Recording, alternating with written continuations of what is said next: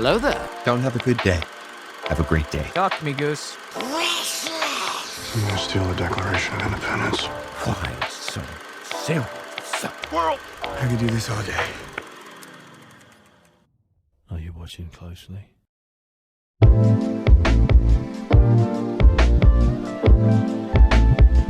Welcome everybody to the One-Eyed Film Podcast. I'm your host, Seth Mossberg. We got the Nolan Bros back for an actual Christopher Nolan episode. What's up, boys? What's up? Morning. So the three of us are finally getting back on the Nolan train. We started this entire podcast off with The Prestige, one of my favorite films of his. And then we covered Arcane, which all three of us like. So we figured why not cover it, even though it wasn't a Nolan movie. We're not limited to just Christopher Nolan movies. But now we are back on the Christopher Nolan train. We're going to be taking a look at Tenet.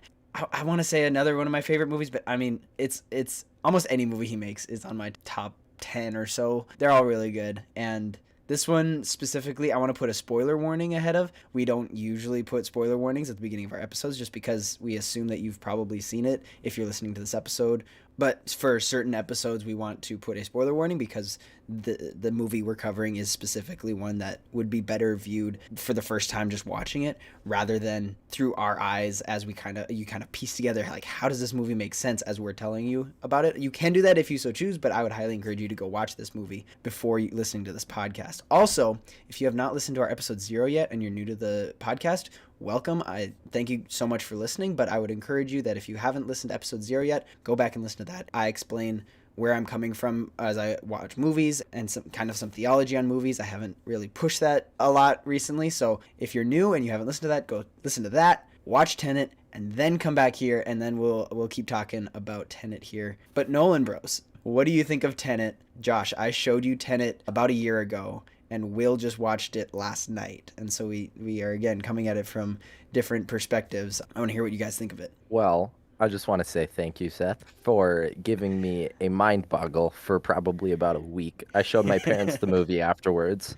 and they went to bed that night just confused. Loved that. And then they're like, hey, Josh, how's this work? How's this work? And I'm like, I don't know. And then I looked it all up, watched a ton of YouTube videos. I haven't done research for movies like I did for Tenet. And it's super cool to have just some sort of story that you've got to like dig into it for it to fully start to make sense. And that was fun. I basically echo that because I'm still kind of off the Tenet high, so to speak. I mean, Seth, you mentioned it. I watched it last night, but yeah, it was pretty good. It was a nice long movie, and it took me a while to still wrap my head around what exactly was going on, but I really enjoyed it. It's visually stunning, and it's like the concepts are really cool. It's just that it's got some very strange concepts that are a little hard to wrap your head around, but I really enjoyed it, especially because I'm kind of a sci-fi nerd in some ways, and some of those concepts that he tries to talk about and display in the film are really interesting, and I can sort of piece together a little bit of what it means. So I really enjoyed it. Yeah, Nolan really likes to break your mind and push the limits. He's like, what can I get away with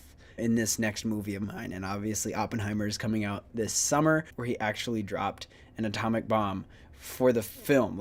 He knows that he is in a position where he can do whatever he wants, and as long as a movie studio will give him a blank check, he will make a return on that and make a movie that will bring that studio a lot of money. This movie specifically had an interesting marketing, I would say. It was released in the fall of 2020 in the midst of the pandemic, and I remember going to see it in theaters. I don't remember if I saw it opening weekend, but I went to see it in theaters in the middle of the crazy time we were living in, and I loved it. I think I saw it 3 times in 1 week because I had to bring my friends to see it as well. But the marketing of it was really interesting because he insisted on it just being released at its normal release time, when most movie studios push their release dates months into the future. And I think it did wonders for the movie. It made a lot of money, even though I think it was mostly because it took away the choice. You didn't have much choice in what you wanted to go see in a theater, and even just having the theater as an option, and even if it was the only movie, people went and saw it just because the theater was open. I think he used that to his advantage because he knew that people would still want to go see it, but also he used his credibility and his popularity to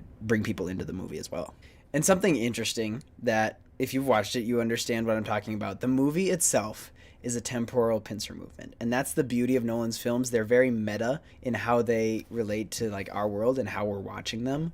And so the movie explains what a temporal pincer movement is. It's moving backwards in time while knowing information from the future. That's the whole point of the movie, but it is also a meta reference to how you watch the movie. Obviously, the second time I watched the movie, I knew what the twist was. Same as in The Prestige, where I watched it and I then saw it through a different lens. And this one, it makes so much more sense the more you watch it. I think I've probably watched it 8 times, and I still like have new revelations about it. I'm like, whoa, that's cool. But that doesn't work. But also, the last time I watched it with my roommate who just graduated with a physics degree, and we spent about an hour after the movie trying to figure out how inverted objects worked. Like, if you throw it when you're inverted, are you catching it, or all that stuff. It was so fun to work with friends and try and figure out the logic behind this crazy movie. And yet the same time, the more you watch it, like I said, the more problems arise. So I'm sorry if I ruin it here for you, but when you watch the movie and you realize that inverted bullets have always been there in the past, that means that somehow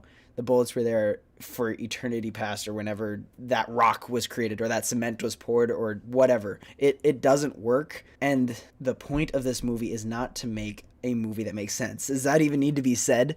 But it's more to show how a paradox would work in a real life. So Nolan had this idea for time inversion, and how would that work with two teams working together to inform the other team as they're crossing paths or whatever. And he just wanted to show that in a movie. And I give him credit for that. But it's like he had that concept and then he wrote a story around it, and that story doesn't always make sense. Like it's a paradox for a reason. It doesn't make sense. It can't make sense. We'll talk about a little bit more specifics in a little bit. But you just have to comprehend that this could never happen because it's a paradox that is supposed to break your mind. Yeah, a paradox so good that also the main character doesn't even get the name. That's the first thing that caught my eye real quick. Like, hang on, what's the guy's name? He couldn't even be bothered. I can't think of it. He couldn't even be bothered to name the character. Yeah, just protagonist, I guess. But that even plays into his character. Like, he's supposed to be. It does. He's supposed to be the mysterious character who doesn't have a past, who doesn't have even a name, who cares about his name when that's not the point. So yes, it's a little annoying, but it makes sense, kind of. Yeah, but also you said that he didn't have a past, which in this case isn't entirely true, because his past is actually the reason his future became his past. Yeah. You follow me? Yeah, for sure. And even John David Washington as the protagonist, he's one of those actors who doesn't have a past, at least that big of a past, in Hollywood. He doesn't have any baggage from Hollywood. Like, I'm referencing a video I saw from a guy named Ben who edits Mr. Sunday Movies podcasts and videos, and both of those channels are really fun. They're very analytical and just entertaining, so I'm going to link those down in the description. But the video where he talks about Tenet, he talks about when you watch a Chris Evans movie and you can't not see him as Captain America, just because it's his main role, it's what he's most known for, but then you can't really imagine him in any other role, and he's just Captain America. Whereas John David Washington hasn't had a role like that. I think this is his role that he's going to be known for a while, but even to us, he's a fresh-faced protagonist as he is to the people in the movie. Yeah, it's definitely nice to have just a face that isn't part of the Marvel Cinematic Universe, honestly, because you think of a lot of big actors that are just being thrown in there because they're running out of actors in Hollywood to try and fill the movies, right? Sure. But for specifically Chris Evans or Robert Downey Jr. or Chris Hemsworth, this might be a problem, because especially for movies like Knives Out, it was kind of hard to think of Chris Evans not pulling out a shield randomly throughout the movie to deflect the bullet or something. Or something. It was, yeah, or something. A whole lot of or something. But it's nice to just have a new actor. Another thing that Ben brings up in his video is that Tenet is a different kind of fun. Is a different kind of fun than Inception, which is a different kind of fun than a Marvel movie, which is a different kind of fun than a mystery movie like Knives Out. There's no cookie cutter style for a movie to be enjoyable. It all depends on how it's made. And to a degree, there's something that every movie has that is enjoyable about it. Even if it's a really bad movie, like the generally regarded worst movie of all time is Birdemic, which is a terribly made movie and is just kind of laughed upon, but even has a following because of how bad it is, it's still enjoyable to watch even though it's bad, or not bad but poorly made. So you can find something to enjoy about a movie if you so choose, but it's different, and you don't look for the same themes in every movie. It should be unique if it's a good movie. Will, we haven't let you talk for a while. What are your thoughts? Oh, thanks. I was waiting for that. Just in regards to, like, John David, yeah, he's a new character, or he's a new face, and that gives him some credence in the film, but also he does a really good job as the actor, because I really, even though he's kind of the mysterious character and we don't know much about the protagonist, just his whole character is really fun, and I loved his portrayal of him. He does a really good job of playing this operative slash CIA spy slash person who's just trying to figure out what's going on, and also the action hero type of person who can pull off these crazy moves and stunts and is fighting like tons of Russian goons or whatever and is beating them up, and he just looks super stylish and cool while doing it. It's kind of like a James Bond type of figure almost, and I really like that. That's exactly what I was going to say. Just because Nolan has created his own take on Batman, I think this was his attempt to make his own take on James Bond. And yes, it has an insane twist that you wouldn't find in a James Bond movie, but it's that dapper protagonist who's ladies' man and just ready, quick-witted and all that. So he's smart and quick-thinking in tight situations. This is his attempt at making not specifically a Bond remake, because he couldn't, obviously legal stuff, but creating an original story with the concept of Bond, of that well-to-do spy who's professional and also smart and quick-witted and all that. I want to talk more about the concept of the movie, and something that I heard in a video essay, surprise, by Cinema Sticks, is Tenet is a film committed to secrecy. You are not supposed to know, at least for the first time, what's going on. That's the beauty of it. And even Priya says at one point, ignorance is our ammunition. That's what she says to the protagonist. And at least for the first time, like I said, you're not supposed to know what's going on. You're supposed to be confused. It's like, there's so many times in the movie where they're like, don't try to understand it and all that. Eventually you start to figure it out. You start to figure out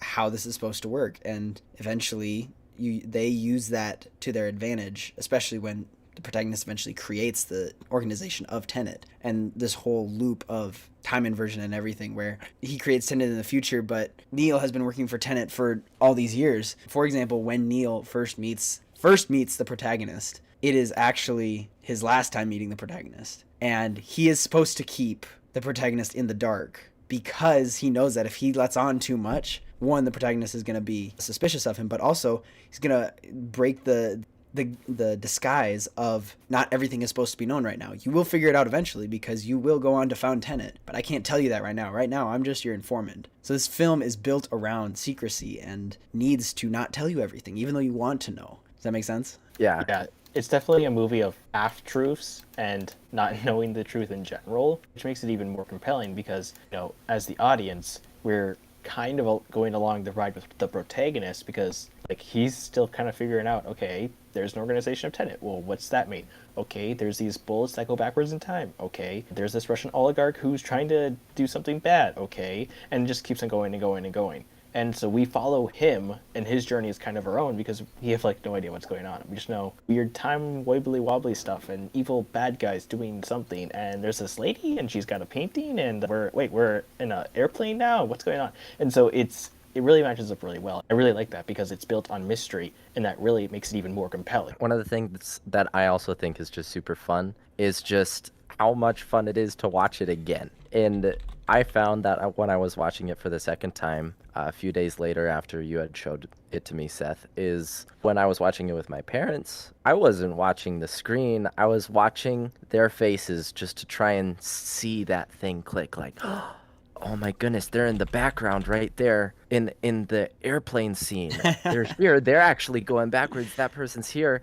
And I'm waiting for them to see, but then again, my parents are just super confused the whole time. So I end up rewinding, and you're like, hey, you didn't have enough of a reaction. This is what happened. And then they go, oh, okay. But I can say that I think it was the third time that I watched it that I was able to enjoy it the most. I think I've seen it 5 times now, but the third time was my favorite because I had gotten the initial confusion out of the way. I watched my parents watch it. I didn't actually watch it the second time. And then the third time, I had a few video essays of the movie down, and it was just so much more enjoyable because this is here, and I feel like I'm putting together a puzzle, and that's what Nolan made. He made a puzzle. He wanted the viewers to put it together, and it was so much fun to actually put it together. And he did that also with his movie Memento. You guys probably haven't seen that yet, but it's an incredible movie in how it tells its story. And we'll cover that eventually, but he gives you the pieces of the puzzle, and you don't even realize it. Like, sometimes you just look at your piece and you're like, what does this have to do with anything? And then you're like, oh, I figured it out. And he loves to do that. He loves to play with how you're not always given things laterally in the story, especially with Memento. Like, if for those of you who have seen it, you know what I'm talking about. It's not given to you directly like most movies are. So your expectations are subverted. On top of that, this is more than just a difficult movie to comprehend. It's a difficult movie to understand. And Josh will attest to that. The first time we watched it, it's so hard to understand what the characters are saying. It probably had all the odds stacked against them. They had a bunch of foreign actors, so they have accents, thick accents. Half the time they have oxygen masks on because they're inverted. And the rest of the time, this amazing score by Ludwig Göransson is playing in full blast, and you cannot understand what they're saying. And I think that's the one thing that goes against this movie is the loud score, the frustration to figure out what they're saying. And yet I would encourage people to watch it for the first time without the subtitles, just because it's more of a pure watch through. And then the second time, not only do you have the twist in your head, but you can also turn on subtitles and then be like, oh, that's what they're saying. That makes more sense. But it is a little disappointing that they chose to score it like that. Yeah, I just watched the Screen Rant view of this, and that's like one of the jokes they make at the movies because, yeah, it does have a really good score, which a lot of Nolan movies do. But, you know, there are some occasions where it kind of gets in the way, and I was watching it, and I was just like, okay, no idea what's going on. Subtitles. So I'm sorry, I did use subtitles. Baby. I was not pure. Can we talk about a few of the, like, key mind-bending scenes? Sure. What are some of your favorites? So I think my first scene that I think was really like okay, I think I'm starting to get this time thing down a little bit was at the airport. Not the first time, the second time. I was going to say, yeah. Because the first time you're there, you're like, okay, you're just chasing these random dudes. You're not chasing them anymore. Okay, cool. What was that about? Christopher Nolan likes to do that, where he gives you this, oh, this doesn't seem very important, and then he makes it very important later on. After that second time you get there, it's like, wait, hang on. I know this day. I know this place, and you put together what's going to happen in that scene before the scene even happens. And for a brief, like, I think 10, 15 minutes of the movie, it is predictable for the first time. Hey, I gotta ask you, when did you figure out that he was the guy he was fighting, but backwards? So again, Seth and I, we watched it a year ago, right? So I am having a bit of a hard time remembering exactly when I was able to piece it together, but it was definitely an aha moment. I think it was when they started talking about where they needed to find one of those timey-wimey things. No, that's Dr. Time Style, yeah. Yeah, the Time Style. And they said, oh, well, a week ago, there's one here. And I'm like, hang on. That one thing that I thought wasn't important, maybe this is important now.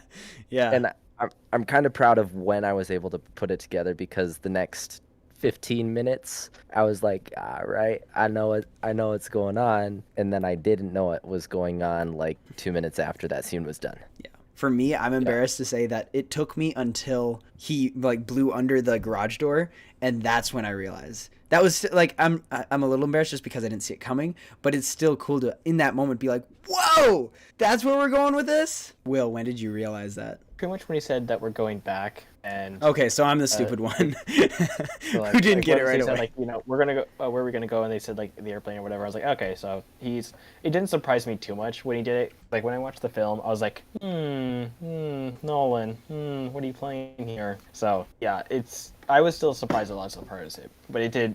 Like, yeah, I think I picked it up pretty quickly. That scene was very interesting because you see it in both directions. You see him first like fight this random person who comes out and starts shooting at him randomly, and then do this weird backwards fight, which I gotta say, the fight scenes when they do the inversions, super cool, because I don't know how they filmed that, but it's so strange to watch because you have two people who are technically the same person two different points in time, or actually in reverse time. We both see them from their perspective, so from their perspective, it seems like they're going forward, but they're not, because they're going opposite, and it's really, really cool, and I really loved how they did that fight scene, because it's just weird. Yeah, so they had obviously visual effects help, but Nolan likes to do it for real. So he had them learn as best as possible to try and fight backwards. Not like they didn't actually fight backwards, but they did a fight, they reversed it, and then they tried to mimic that backwards. So they did do a little bit of reverse, but you can't do things like backwards flips.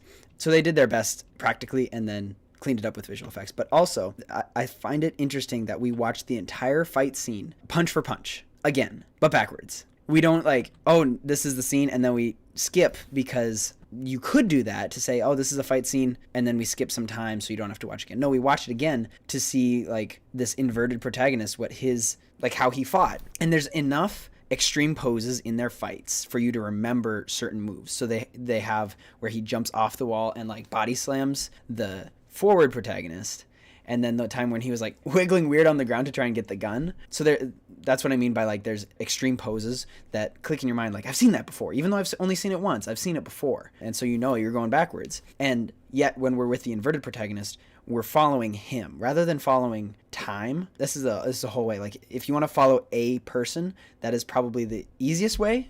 I don't know if there's an easiest way to figure out how this whole thing works. Or you can look at time, which I have in a diagram linked below in the description of the timeline outside of like character's view. But if you want to go look at that, check that out. But then you see as soon as he goes into the time style, he doesn't disappear like it seems like he does, or go into thin air or whatever. He's reversing time, and so then he's going forward in time and then fighting Neil as he's running away. And then that's when the reveal that Neil knew who the protagonist was the whole time. So just so much happening in that scene. I love that one. Yeah, I think my favorite scene is probably the ending, because the battle scene. They do the temporal time pincer, because that is like the fight scene a little bit, but to the extreme. And I just love how there's this combination of military tactics combined with reverse chronology, and how like watching these guys fight, it makes sense why they do what they would do, and how exactly you have two teams going in technically at the quote-unquote same time, but one of them's in reverse, one of them's not,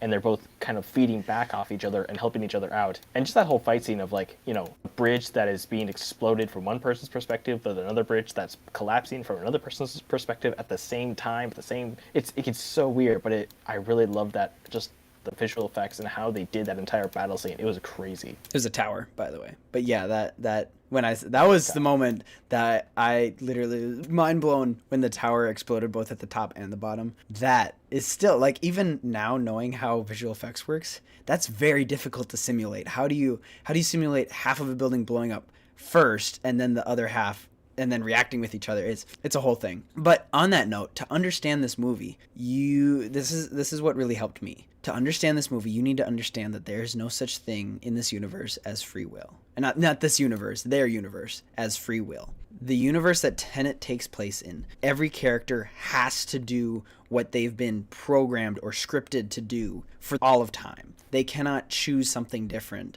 It just won't happen. And that's hard to wrap our mind around, but it almost makes me grateful for having free will. And it's a little more evident in Tenet, where characters are looping and meeting themselves and encountering the exact same thing. But honestly, they even have a conversation about this in the movie. Why couldn't we just do something different? And they can't. They're stuck in a loop of constantly doing the exact same thing no matter what. And that's not the best way to describe it, but in order for red team to execute their 10-minute window, blue team has to do exactly the same thing that they had to do. But then blue team ends up at the beginning of the battle, tells red team what's going to happen, and then red team goes in and executes the battle, but then blue team on the other end then has to go back and do the exact same. Like, they have to do the same thing every time. And so there is no free will for them to choose, okay, now I'm going to go over here. No, you have to be back at the helicopter in 10 minutes, or you're not. Like, that's not just a command that you need to, because that's the laws of this universe. And I'm not going to get into free will and predestination or determinism or anything like that, but we do have free will. That's the gist of it. To the extent of our everyday decisions, we choose what we're going to do, and we get that free will, and we were created with the choice to choose. It's such a fantastical concept to wrap your head around, this looping of a paradox, but it's a cool paradox. It's one of those paradoxes you like enjoy to think about, you know? I was just trying to think about that whole red team going in, blue team, that whole like ending scene is just I can't even find the word for it. That's how mind-boggling it is. That's the word for it. I just think it's so crazy how Nolan put that together with the whole time pincer movement, because I mean, if you think about it, the team that's getting there while the blue team is leaving, that's so weird to me, because that means in this world they have to be in front of the whole like ending fight scene in order for them to go backwards in it, right? So in this world, the whole timeline is just like stretched out to where all of this has already happened, but it's happening again, and then these guys are going forward, and that whole thing just blows my mind. I don't know if you followed any of that, because quite honestly, I didn't. I don't know which team to follow. Like I said, I have some information down in the description for if you want some explanations. But if you were a bystander and reading headlines about an opera siege and an explosion in Stalsk 12 and all these things, it would happen kind of within a week of each other. But if you're following a character like the protagonist, this temporal pincer movement that spans the whole movie takes like a month plus, because you can't just time travel instantly. That's Nolan's key here. That's what he wants to get across, is that in order to go back in time, you have to experience that time. If you want to go back a week, you're going to wait a week. And in that case, there's a lot of protagonists all living at once, going forwards and backwards, because eventually the forwards one will meet the backwards one and disappear into the past. For the bystander person, if the bystander is just standing there, he'll see two protagonists, one inverted, one not, just disappear into the past, the bystander's past. It's so weird to comprehend. Like for me, it's been 2 years since I first saw the movie, a little over, and I just come to accept it. It's just cool to think about, and I'll leave it at that. Yeah, time stuff, you know. That's why they literally say this is like part of the purpose of Tenet is just don't try to understand it, because you really can't sometimes. You just gotta do your job, and it's all being orchestrated by the protagonist himself. Ultimately, this is just one giant chess move that's technically already happened, and by the end of the film we just see that he's going to go to the end of it, make sure it's done and stuff like that. But let's kind of start talking about the bigger antagonists though. So we have the villain Sator. I'm kind of curious about your thoughts before we start talking about him, about the antagonists, so to speak, the people from the future who are trying to kill our past, quite literally, and you know what we think about why they would do that and how smart that is and stuff like that. I don't know, I'm curious for your thoughts on that. Part of it is just playing to the paradox, the fact, and again they address this, since they are alive in that moment, they know that they succeed. The Tenet organization, just because they are alive, they understand that they have already won, and the people in the future do not get a hold of the algorithm and then reverse time infinitely so that it collapses in on itself. That is a big threat, but the concept, again, that it's a closed loop and nothing can change is helpful to know that they will, not succeed. And yes, I understand the future people's mentality of needing to fix global warming and kind of punish the people in the past for the decisions we've made, but also that's very drastic decision that maybe they never realized the consequences of. But yes, it would be interesting to know their perspective on this whole thing, and especially the whole communicating with Sador through posterity and burying stuff and inverting it and all that. That's a cool concept too. I think it's kind of cool how they made the enemy Sator, yes, but the real protagonist is just the future, and how ominous that is. I think just the way that they went about doing it, because they made it seem like it's just some form of super advanced beings, which yes, it's humans, but just so far into the future. But I think the communication that they had with Sador and just how his whole, just what's backing him, I just think that's so cool. It's such a cool concept, and it's so creative, and it's just impressive that someone would be able to think of some sort of story concept just like that, and that's just crazy to me. I will say, this is the thought I've had for a while since I watched the film, but okay, so their whole motivation is, global warming, our oceans are gone, it's spoiled up, we're all sad, oh no. If you have the technology to inverse time, and scientists can create a physical mathematical formula, I don't quite see how climate change is an issue. If you have that much technological power, I really think that's not that much of an issue. I don't know. It's a reason for for the villains, but still, it's just that really. I think for like Tenet, like if you really start thinking about it a lot, it kind of does break down a little bit, which is again kind of the point. It's not entirely supposed to make sense, but I just found that funny. I also think it's just kind of crazy to think of what would happen if I had that kind of power. Not gonna lie. If I was way in the future and someone created some time machine that would only send you starting going backwards in time, not gonna lie, I would eat so much food and then just eat it again. And then here's the thing. I wouldn't gain anything from it because I just uneat it and then eat it, but not in an uneat it kind of a way where I just throw it up. Or here's a question. I don't think that's how Would that you be able works. to would you be able to play a video game for the first time again? No, because you 'cause you still have your remember it. memories. Remember, that's the whole point of a temporal pincer movement is you go back knowing something you didn't know before. Oh yeah, that's true. I mean, think I about it just this want way. that to be created. I mean, Josh, think I about it wanna this play way. some You games wouldn't necessarily even be able to eat something again, so to speak, because it's not like you're going back in time in a different body. It's your same body is being transported in time. But if I put the burrito in there and then it's an inverted burrito, right? And then It would just come out. I eat the inverted burrito. They never. And then Well, I from your- go, They never From your meant. perspective, They never. from your perspective, it would just come out. If they commented on inverted air and how you can't breathe inverted air, but can you eat inverted food? I think this is the most clever use of time travel just ever. Yeah. Like I think the Avengers version of time travel, I think that was pretty cool. Yeah. Them kind of making their own world. I liked Doctor Who's form of time travel. I don't know if you guys have seen Doctor Who, but Is this a parallel that- universe version? his is you like literally just go back to the time and it's in the same universe, the same world. You can interact with your same self, but if you interact with your same self, it's much like Back to the Future. You'll cause a paradox and then that's not a good thing. Back to the Future and I think Doctor Who are pretty similar, but I think this version of time travel where there is natural consequences to it, you can't just, I'm in 1930. You can't do that. I think that is such a cool way of doing it because there's still cause and effect. There's still a trade-off because you're still aging. You can't go back. Let's say I'm 60 years old. You can't go back another 60 years old or to when you were born because you'd have to be 120. You're still aging going backwards. And those kind of like those questions that have like negatives to it, I love those because it makes you think.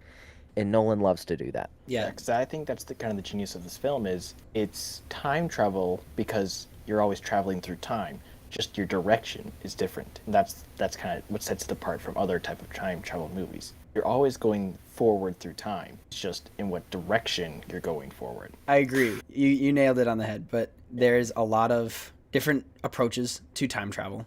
And there are pros and cons to both. Like this one literally has a con where you will, again, age yourself. You understand that you will continue to grow older even though you're traveling backwards. So there's a consequence to that.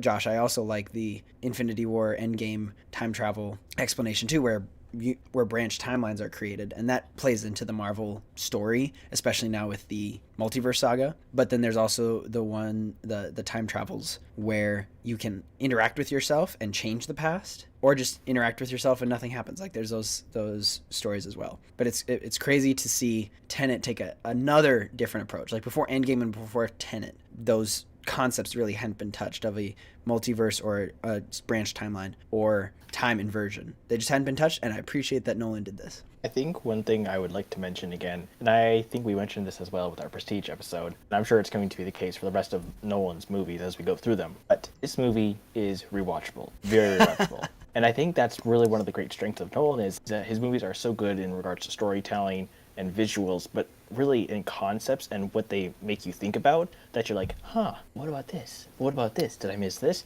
And you want to watch it again to see if you can pick out the details and understand it even more. That's definitely the case for Tenet. I mean, it's 2 hours and 30 minutes, and there's so many details. I'm like, oh, but what about that? Oh, but I missed this. Oh, but I missed that. And so it naturally draws you to want to watch it again. That's, I think, as we've mentioned before, that's a hallmark of a really good film. He makes you rewatch it again. Like, there's not even an option to just watch it once. You need to watch it a couple times to actually enjoy it.